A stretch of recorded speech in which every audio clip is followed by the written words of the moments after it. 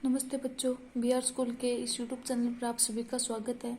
तो देखो, पिछली क्लास में हमने मछली के बारे में पढ़ा था कि मछली है वो किस प्रकार से है वो पानी में तैरती है और उनके सभी पेशियों के बारे में, सबके बारे में देखा था। और आज हमें पढ़ना है कि सर्फ के बारे में, कि सर्फ है वो कैसे चलते हैं। क्या आपने सांप को फिसलते हुए आगे बढ़ते हुए देखा है? क्या यह सीधा चलता है? यानी यह सीधा नहीं चलता, यह टेढ़ा मेढ़ा चलता है। सर्प का मेरुदंड लंबा होता है और शरीर की पेशियां क्षीण एवं असंख्य होती हैं। यानी ये बहुत सारी इनकी पेशियां होती हैं। वे परस्पर जुड़ी हुई होती हैं, चाहे वे दूर ही क्यों न हो। पेशियां मेरुदंड, पसलियां एवं त्वचा को भी एक दूसरे से जोड़े रखती है। पेशियां है वो मेरुदंड, पसलियों और त्वचा को एक दूसरे को जोड़े रखती है। सर्प का शरीर अनेक वलय में मुड़ा होता है, अनेक वलय कृति में मुड़ा हुआ होता है। इसी प्रकार सर्प का प्रत्येक वलय उसे आगे की ओर धकेलता है। इसी प्रकार है उनका प्रत्येक वलय उसके आगे की ओर धकेलता है। इसका शरीर अनेक वलय बनाता है और प्रत्येक वलय आगे की ओर धक्का देती है। इस कारण सर्प बहुत तेज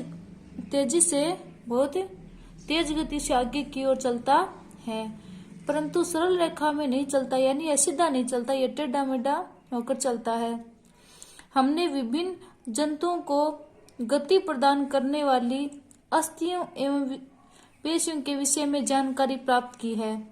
पहले एवं भुजों के पिटारे में विभिन्न जंतुओं की गतियों से अनेक प्रश्न हैं। इसी प्रकार आपके मस्तिष्क में अनेक प्रश्न उभर रहे होंगे। प्रसिद्ध ग्रीक दार्शनिक अरस्तु ने अपनी पुस्तक गेट ऑफ एनिमल्स में स्वयं अपने आप से ऐसे कई प्रश्न पूछे थे। यानी जो अरस्तु की जो बुक थी गेट ऑफ एनिमल्स, उसने खुद अपने आप से अनेक प्रश्न पूछे थे। विभिन्न जंतुओं के शरीर में विभिन्न भाग क्यों होते हैं और ये विशेष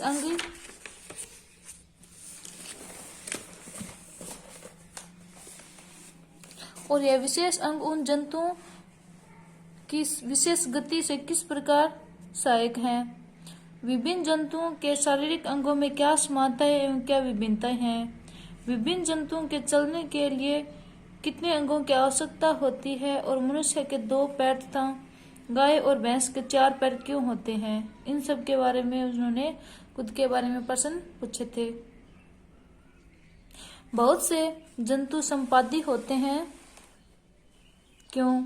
हमारे पैर के मुड़ने का ढंग हमारे हाथों की तुलना में अलग क्यों है? इतने अधिक प्रश्न संभवतः अपने क्रियाकलापों द्वारा हमने कुछ प्रश्नों के उत्तर प्राप्त करने का प्रयास किया है और हमें कुछ और प्रश्नों के उत्तर खोजने हैं। देखो बच्चों, नीचे आपको क्या दे रखा है? बेहतर जीवन के लिए योग। योग प्राचीन भारतीय परंपरा का एक अमूल्य उपहार है। संयुक्त राष्ट्र द्वारा 21 जून को अंतर्राष्ट्रीय योग दिवस के रूप में घोषित किया गया है। और संयुक्त राष्ट्र द्वारा 21 जून का वो अंतर्राष्ट्रीय योग दिवस है वो मनाया जाता है।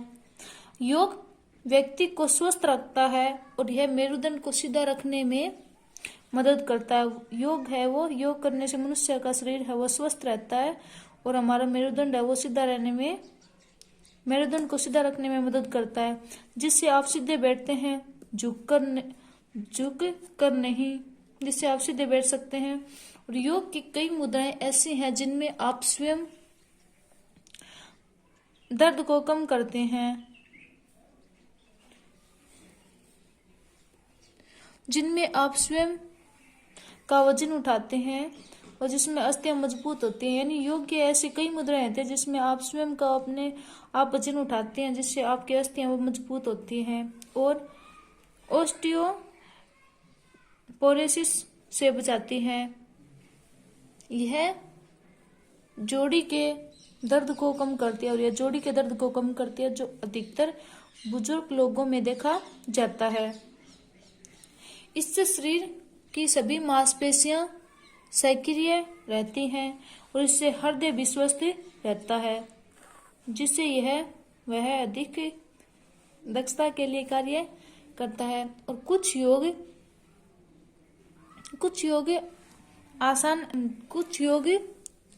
आसन ऐसे हैं जिसे एक प्रशिक्षित व्यक्ति की देखरेख में किया जाता है। और कुछ योग आसन ऐसे हैं जिनको किसी एक विशेष व्यक्ति की देखरेख में ही किया जाता है। और ये थे योग करने के लाभ।